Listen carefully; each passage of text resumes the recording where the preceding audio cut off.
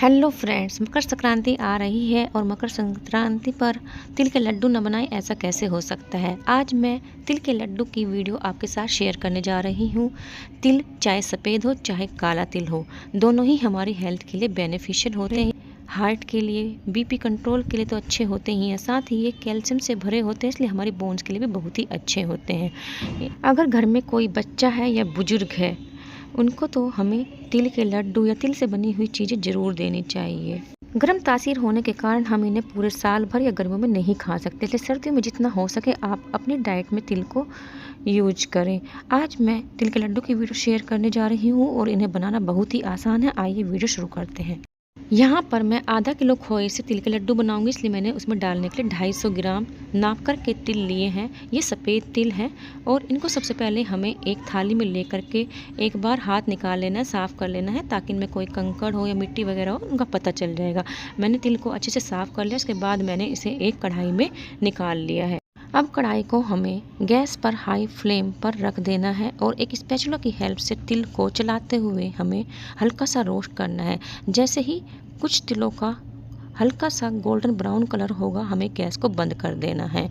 ऐसा इसलिए क्योंकि अगर आप कंटिन्यू गैस पर इन्हें सोचेंगे कि सारे तिल मेरे गोल्डन ब्राउन हो जाए, इतना रोस्ट करूं, ऐसे में आपके तिल जल जाएंगे। और चलाते रहना है इनको, क्योंकि तिल को रोस्ट करने में ज़्यादा समय नहीं लगता है। 4 से 5 मिनट में ही 250 ग्राम तिल आपके मीडियम साइज की कढ़ाई में आसानी से भुन जाते हैं।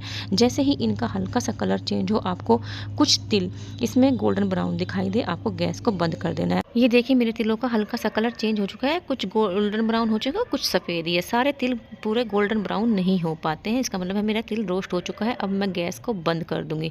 और यहाँ पर मोस्ट इम्पोर्टेंट बात, अगर आप तिल के लड्डू पहली बार बना रहे हैं या बिगिनर हैं, आप ध्यान रखिएगा, जैसे ही आपके तिल रोस्ट हो जाते हैं उन्हें तुरंत आपको एक प्लेट या थाली में निकाल देना है, क्योंकि कढ़ाई गर्म है और जो तिल होता है वो काफ़ी छोटा होता है। अगर आप गर्म कढ़ाई में तिलों को छोड़ देंगे, हो सकता है कि आपके तिल नीचे से जल जाएं, इसलिए आपको तुरंत ही गर्म कढ़ाई से तिलों को एक प्लेट या थाली में निकाल देना है। अब फिर से गैस ऑन करेंगे और सेम कढ़ाई को हम उस पर रख देंगे। अब हमने जो 500 ग्राम खोया लिया था, उस खोए को हमें इसमें डाल देना है। अभी सर्दियां हैं और जो खोया है उसमें जितना घी होता है, मॉइस्चर होता है, वो सारा जम चुका है। अब हमें स्पैचुला की हेल्प से या आप चाहें तो हाथ से इसे छोटे छोटे टुकड़ों में तोड़ दीजिएगा। यहाँ पर मेरे ध्यान नहीं रहा कि कढ़ाई गर्म थी, मैंने गैस को बंद कर दिया है, क्योंकि जैसे ही मैंने इसमें खोया डाला वो भी नीचे से गोल्डन ब्राउन होने लगा, क्योंकि कढ़ाई गर्म थी और जो खोया है वो नीचे से जलना स्टार्ट होगा जब तक मैं इसे तोड़ रही थी।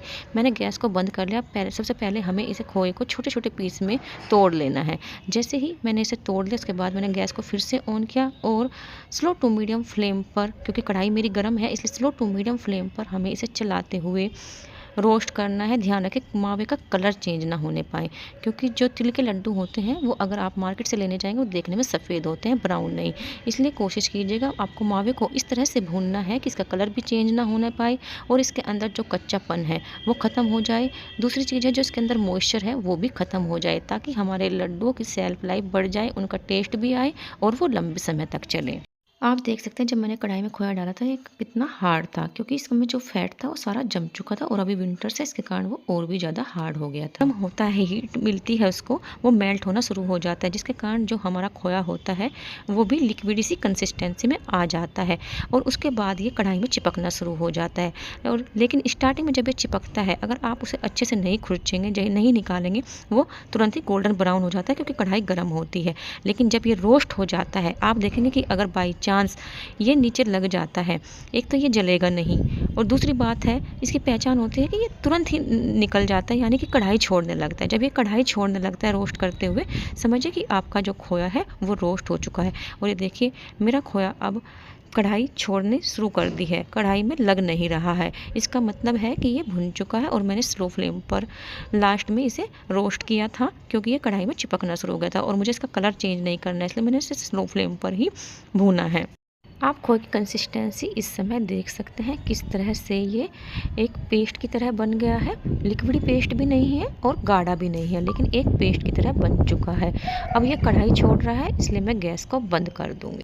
गैस बंद करने के बाद आपको सेम कढ़ाई में ही खोए को ठंडा होने के लिए छोड़ देना है, लेकिन ध्यान रखें कि आपको कढ़ाई के किनारों पर खोए को लगाना है। अगर आप सेम पैन में ठंडा करना चाहते हैं, उसके सेंटर में नहीं छोड़ना है, क्योंकि कढ़ाई काफ़ी गर्म है। अगर आप इसे सेंटर में छोड़ देंगे, सेंटर में कढ़ाई गर्म होने के कारण आपका जो खोया है वो ब्राउन कलर का हो सकता है। इसलिए आपको साइड में, जैसे कि मैं दिखा रही हूँ, आपको इसे साइड में लगा देना है और उसके बाद इसे ठंडा होने देना है। अब जब तक खोया ठंडा हो रहा है तब तक हम आगे की प्रिपरेशन कर लेते हैं। देखिए, जो हमने तिल रोस्ट करके रखे थे ये हमारे ठंडे हो चुके हैं। अब हम सारे तिलों को मिक्सी जार में ले लेंगे। मिक्सी जार में लेने के बाद मैंने इसमें से थोड़े से तिल निकाल लिए। इनका भी मैं बताऊंगी कि हमें कैसे यूज करना है। और बाकी सारे तिलों को हमें पल्स मोड पर 3 से 4 बार चला करके इनको हल्का सा दरदरा कर लेना है। आपको पाउडर इनका नहीं बनाना है। दरदरा बनाने से इनका टेस्ट ज़्यादा अच्छा आता है, इसलिए कोशिश कीजिएगा कि आप इनका पाउडर ना बनाएं, दरदरा पीसे। इधर मैंने जो खोया था, हालांकि अभी विंटर्स भी है, फिर भी मैंने इसे पंखे में ठंडा होने के लिए रख दिया था। बीच में 1-2 बार चला दिया था और ये मेरा अच्छे से ठंडा हो चुका है। जो हमारे तिल थे वो भी मैंने दरदरे से पीस लिए थे। आप देख सकते हैं कुछ साबुत तिल दिखाई दे रहे हैं, कुछ पाउडर, और इस तरह से करके इनका मैंने कोर्सली पाउडर बना लिया है। अब जिस कढ़ाई में खोया है उसी में मैंने जो हमने दरदरा पाउडर बना करके रखा था तिल का, उनको डाल दिया। इसी के साथ मैंने 180 ग्राम बूरा ली है।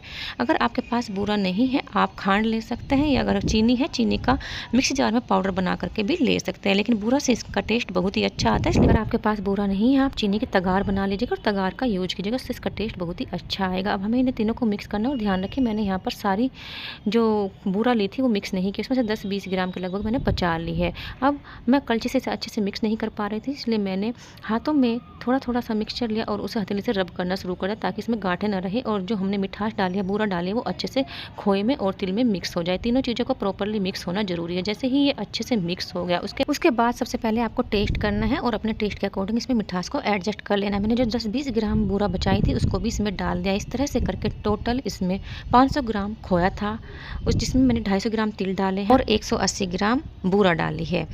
ये मीडियम मिठास है। अगर आपको ज़्यादा मीठा पसंद है, इसमें 200 ग्राम तक बूरा जा सकती है, लेकिन आपको थोड़ा थोड़ा करके ही मीठा मिक्स करना है, ताकि आपका मीठा ज़्यादा तेज़ ना हो पाए। अपने टेस्ट के अकॉर्डिंग आप उसे एडजस्ट कर सकें। अब थोड़ा थोड़ा मिक्स आपको अपने हाथ में लेना है, जिस साइज़ के भी आपको लड्डू बनाने हैं। और आप देख सकते हैं मैं इसे कैसे शेप दे रही हूँ। पहले मैंने एक हाथ से इसको शेप दी, वो लंबा सा रोल बना, उसको मैंने दोनों हाथों की हेल्प से गोल शेप दे दिया। अब मैं दोनों हाथों से बना करके दिखा रही हूँ। दोनों हाथों से मेरे से गोल शेप नहीं आ पाती है। इस तरह से मैंने इसका एक लड्डू सा बना लिया। उसके बाद मैं दोनों हाथों की हेल्प से ही गोल शेप दे पाती हूँ, इसलिए मुझे दोनों हाथ का यूज करना पड़ता है। लेकिन मैंने दोनों हाथों की हेल्प से ही इन लड्डुओं को बांधा है, क्योंकि दोनों हाथ की हेल्प से मुझे ईजी रहता है और इसकी प्रॉपर गोल शेप आती है। और साथ साथ में मैं इसे जिस कंटेनर में मुझे स्टोर करना है उसमें रखते जा रही हूँ। इस तरह से करके हम सारे लड्डू बना लेंगे। ये देखिए, इस तरह से करके मैंने सारे लड्डू बना करके तैयार कर लिए हैं। अब हमने थोड़े से साबुत तिल बचा करके रखे थे, उनका यूज बता देती हूँ। जो हमने लड्डू बनाए हैं उनको हमें जो साबुत तिल थे उनसे इस तरह से रैप कवर कर लेना है, रैप कर लेना है। देखने में अच्छे लगते हैं, लेकिन सर्दी के कारण से जब तक मैंने सारे लड्डू बनाए, इनका जो फैट था, घी था, वो जम चुका था। जो सफ़ेद तिल हमने बचाए थे वो इस पर अच्छे से चिपक नहीं पा रहे थे, इसलिए मैंने 2 लड्डू पे करके दिखाया। वैसे भी मुझे सारे लड्डू पर नहीं लगाना था, क्योंकि मेरे यहाँ पर इस तरह से साबुत तिल को पसंद नहीं करते हैं। मैं इनको जनरली ग्राइंड करके ही इसमें मिक्स कर देती हूँ। ये बस मैंने केवल दिखाने के लिए बचाए थे। लेकिन अगर आपको इस तरह से तिल से लास्ट में लड्डुओं को कवर करना है, ध्यान रखें कि जैसे ही आपका खोया ठंडा हो जाए, आपको तुरंत लड्डू बना लेना, अदरवाइज सर्दी के कारण फैट फिर से जम जाएगा और आप इस तरह से लड्डू पर तिल नहीं चिपका पाएंगे, जैसे कि मेरे साथ हो रहा है कि ये लड्डू पर तिल नहीं चिपक रहे हैं। दूसरी बात, जैसे ही आप लड्डू बनाते जाएं, एक एक लड्डू पर आपको तिल को चिपकाना है, ताकि उसी टाइम पर मॉइस्ट होने के कारण उन पर तिल चिपक जाएं। अब मैंने उन बचे हुए तिलों को इसी कंटेनर में डाल दिया, ताकि ये तिल वेस्ट ना हो, और बाद में जब एक लड्डू बचेगा मैं उसमें लड्डू को तोड़कर इन्हें मिक्स कर दूंगी और उसका तिलकूट बना लूँगी, ताकि ये खाने में आ जाए, वेस्ट ना हो। अगर आपको मेरी वीडियो पसंद आई हो, कमेंट बॉक्स में लिखकर जरूर बताइएगा। Thanks for watching, bye bye.